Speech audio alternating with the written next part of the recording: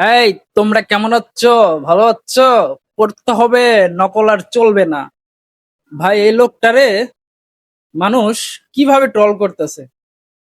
উনি খারাপ কি বলছে বলেন? এই, তোমরা কেমন আছো? ভালো আছো? পড়তে হবে, নকল আর হবে না, নকল আর করতে পারবে না, এগুলোই তো বলছে নাকি? এখানে তো নেগেটিভ কোনো কথা বলে নাই। উনি ওনার ভাষায়, ওনার নিজের মতো করে, ওনার স্টাইলে বলছে। মানে এই জাতি, দেখুন, প্রত্যেকটা শিক্ষিত পোলাপানি ওনারে নিয়ে ট্রোল করতেছে এবং ভিডিও বানাইতেছে।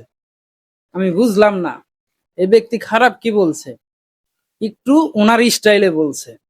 তো এই ব্যক্তির যে বাক স্বাধীনতা হরণ করা হইলো, মানে তারে ভাইরাল করা হইলো এই বিষয়টা নিয়ে তারে ভাইরাল করা হইলো। আসলে ব্যাপারটা কি ঠিক হয়েছে?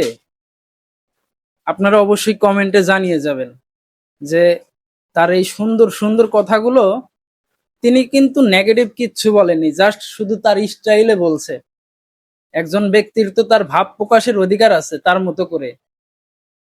তো যাই হোক, কমেন্টে বলে যাবেন যে যারা ট্রোল করতেছে ওনারে নিয়ে, এই ব্যাপারটা কি আসলে ঠিক হয়েছে?